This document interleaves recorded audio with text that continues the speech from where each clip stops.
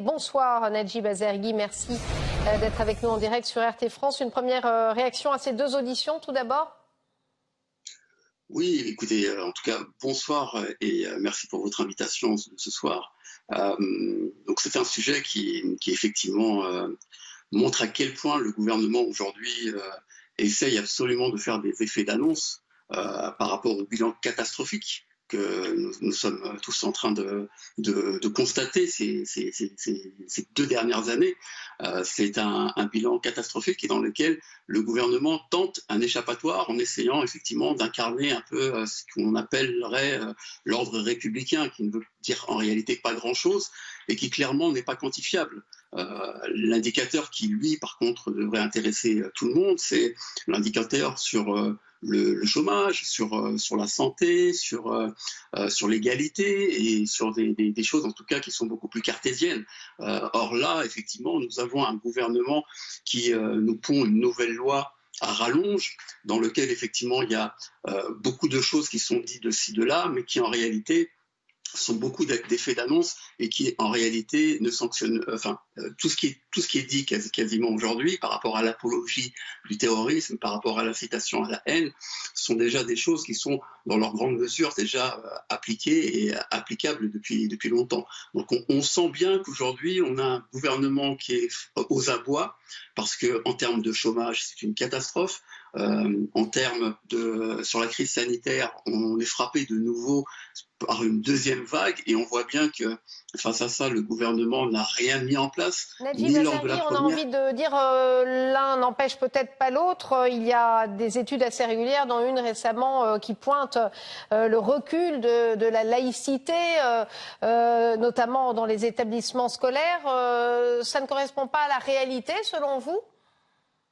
Vous savez, les études, il y en a beaucoup qui sont faites. Dans une étude, on peut lui faire dire un peu tout et même son inverse. En réalité, aujourd'hui, on peut constater, alors j'ai entendu beaucoup de choses, hein, j'ai entendu ces derniers temps, et je pense que vous l'avez également, vous, remarqué, j'ai entendu un ministre de l'Intérieur qui était choqué par les rayons halal.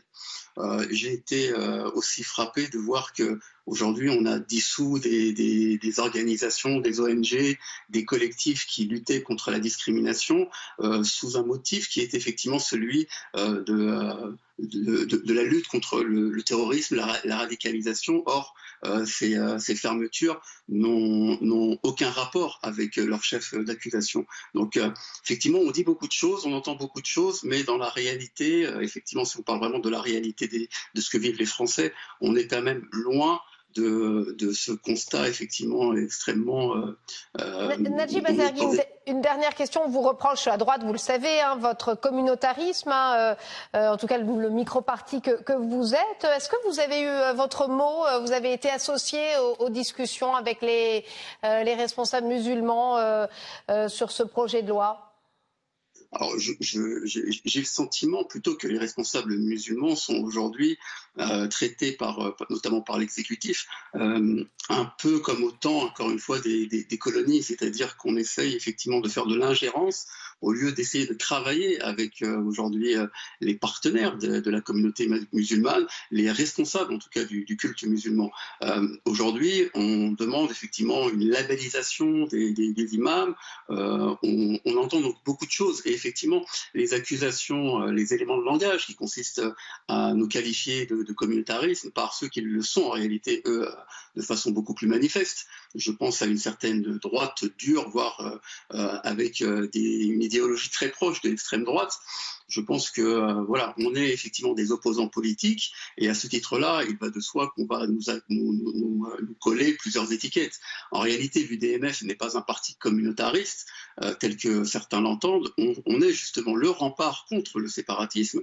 Nous sommes là pour militer pour une république qui puisse respecter et puis surtout protéger chaque citoyen et pratiquer et toutes les personnes qui sont aujourd'hui diffamées, discréditées en fonction de leur patronyme ou en fonction de leur croyance avérée ou supposée. Merci Najib Azergui d'avoir été avec nous en direct sur RT France.